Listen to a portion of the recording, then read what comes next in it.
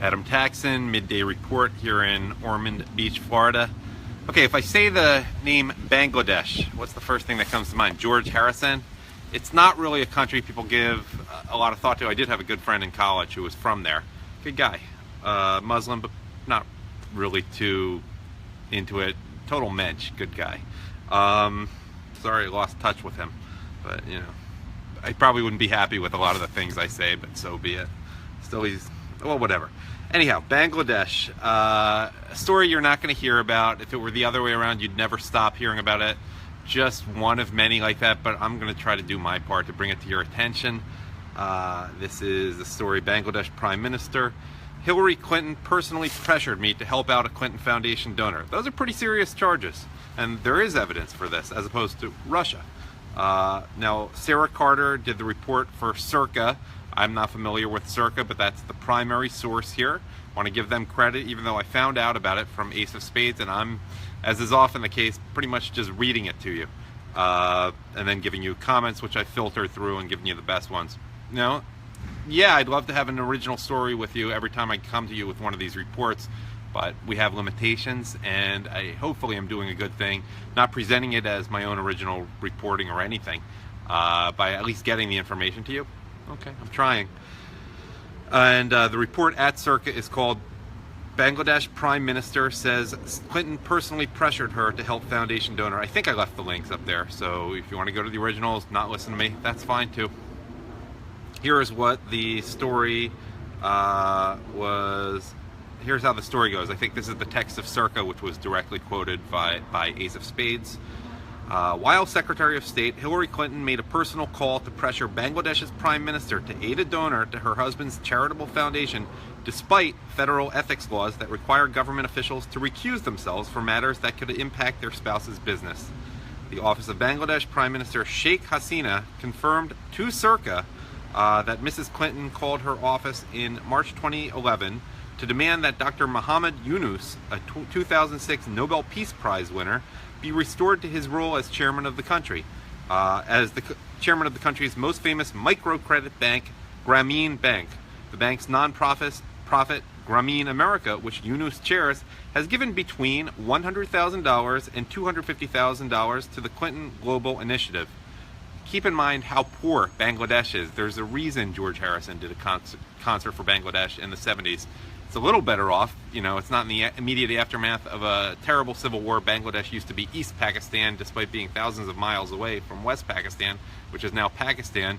And, they really attacked their Muslim brothers and sisters after Bangladesh tried to be independent. I guess they went around India to fight the war, and there was a real campaign of rape against the Bangladeshi women around 1970, 1971. Yunus chairs has given between $100,000 and $250,000 to the Clinton Global Initiative. Grameen Research, which is chaired by Yunus, has donated between $25,000 and $50,000, according to the Clinton Foundation website. And former U.S. Secretary of State Hillary Clinton telephoned Bangladesh Prime Minister Sheikh Hasina in March 2011, insisting her not to remove Dr. Muhammad Yunus from the post of managing director of Grameen Bank. Why is this of interest to the Clinton Foundation? That's what I want to know. Deputy Press Secretary MD Nazrul Islam told Circa in an email. And then Ace of Spades just adds, sure seems like hashtag evidence of collusion, end of hashtag to me. Some comments that I think are worthwhile. You know, I'm really just trying to get this story to you. Nothing too original from my end here. How many more stories are there like this? Already a book about the biggies, and that book is called Clinton Cash. This is how Hillary rolls. She's all about trading favors and showing some sweet federal government muscle should you resist her special charms. Another comment. But Trump fired a guy and made it illegal for people to get insurance. Another comment. So not only did she take bribes, she demanded that her bank guy be given his job back in order to embezzle more bribe money. Someone else. I met this Yunus guy in 2007. Very smart, very humble guy. Now, I'll always have ethical questions about this guy's leadership thanks to being involved with the Clintons. Too bad. Another one. Rush makes a good point. All this Russian Felger carb is stuff Obama started by spying on Trump. That's only tangentially related to this story, but it shows what the media's priorities. I like this one. I need to wait for Stephen Colbert's hashtag hot take on this before I know whether to applaud or be outraged.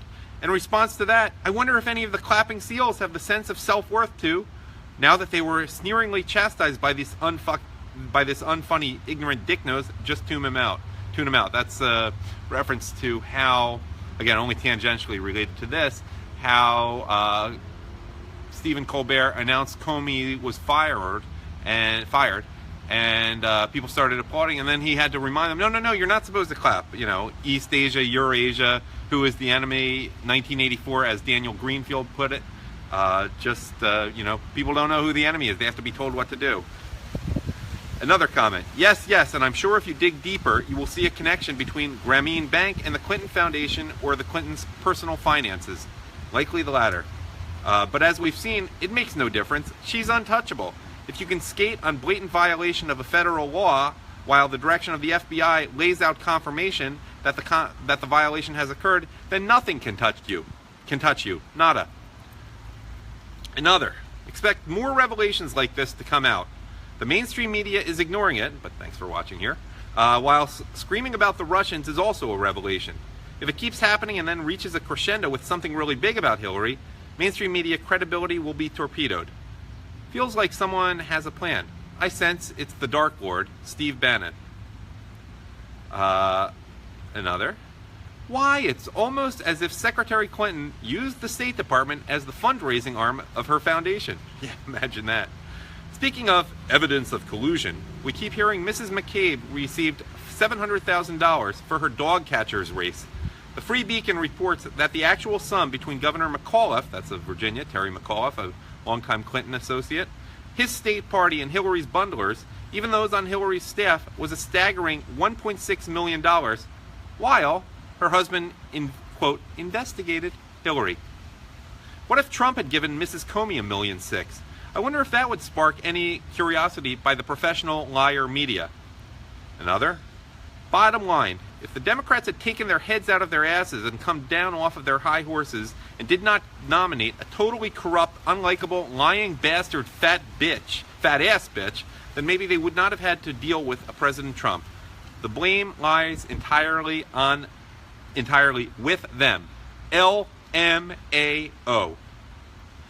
Just two more. I'd love to have a few years where all the news is about all the criminal trials the Clintonistas are defending themselves in. I'd love to see evidence generated in those trials used to destroy the Democrat Party and the left. And then the commenter adds, I'd love to be independently wealthy too. In other words, neither thing is going to happen. Final comment. Well, gosh, I'm starting to think that Hillary Clinton might not have been completely honest. Anyhow, thank you for watching.